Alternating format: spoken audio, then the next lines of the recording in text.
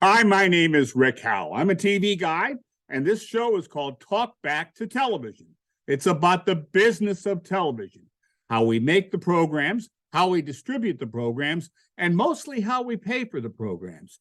Because if we can't pay for the shows, there's nothing to watch. Stay tuned. Hi, this is Talk Back to Television, and I'm Rick Howell. And I'm Mike Nagle.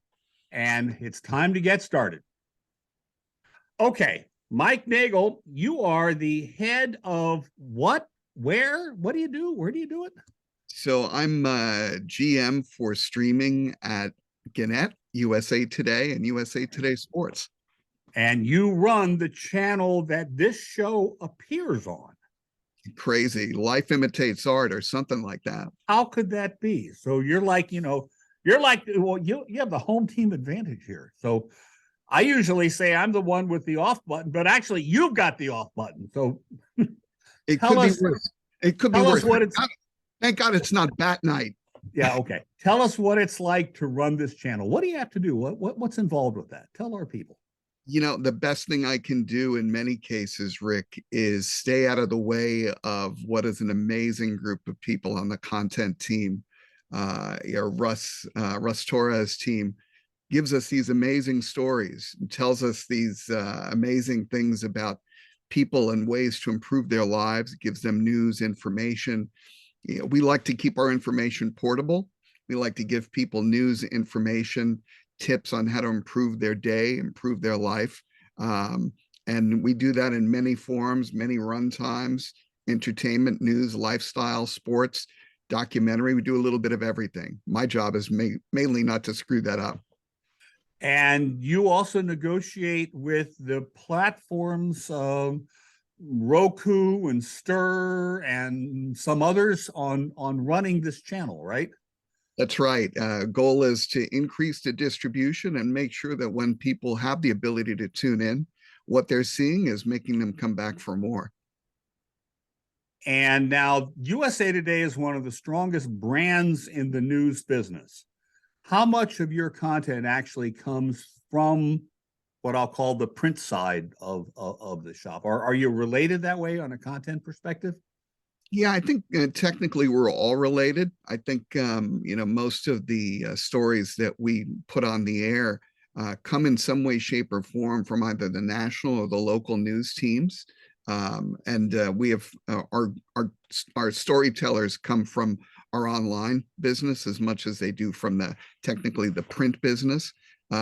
So yeah, I mean, everyone from the national teams to the local teams contribute on a regular basis, and in large percentage to what we put on the air. Cool. Now, putting stuff on the air. Talk Back to Television airs Thursday afternoons on USA Today channel, usually in the 12 to 12:30 slot Eastern time, right? That's right. And there's one feed, so that's 9 a.m. to 9:30 a.m. Pacific. That's right. And if you're in Australia, don't ask me what time that is, because I got shoes and socks on. I have no idea what time it is in Australia. I have hard enough time communicating with people in India, and that's 7.5 hours. Shout out to the good people watching us on Foxtel. Well, yeah, there you go. Okay, so now listen. You and I started talking about putting this show together last year. We finally got it organized and it premiered. Can you tell us a little bit about what you're developing going forwards? Yeah, so one of the things we like to make sure that we do is give people less of a hard time finding what they want to see. And when we started thinking about what I kind of coined the phrase, the power lunch block, the idea is, with a lot of people working remotely and in hybrid work situations, we're used to going out to a deli and getting a sandwich. Nowadays, you run upstairs, you make a sandwich quick. You may have 5 minutes for lunch. You may have 45 minutes for lunch.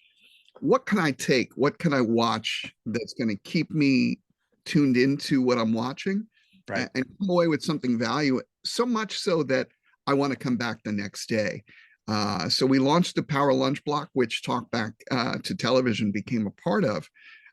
So we're trying to make sure that we're telling people what to find, where to find it, And then once they get there, give them a quality piece of content that's going to make them come back again and again. Well, that's way cool.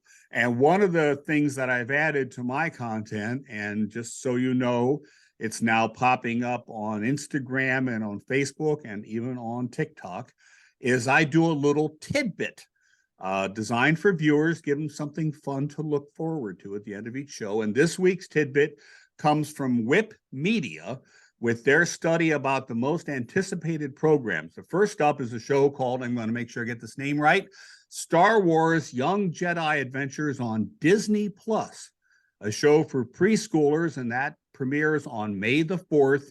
And I'll say this, and I'm going to stumble over it every time. May the 4th be with you, and that's really very hard to say. But then the other show is an entirely different side of the spectrum. On Paramount Plus, it is a remake for television of Fatal Attraction that premieres on April 30th with Lizzie Kaplan as Alex Forrest, the obsessive Glenn Close Alex Forrest. And all I can say with that one is guard your white bunnies, y'all. All right. And on that note, that's Talk Back to Television for this week. Mike Nagle from USA Today. Thank you very much, bud. I appreciate it. Thank you as always, Rick. All right. We'll see everybody next week.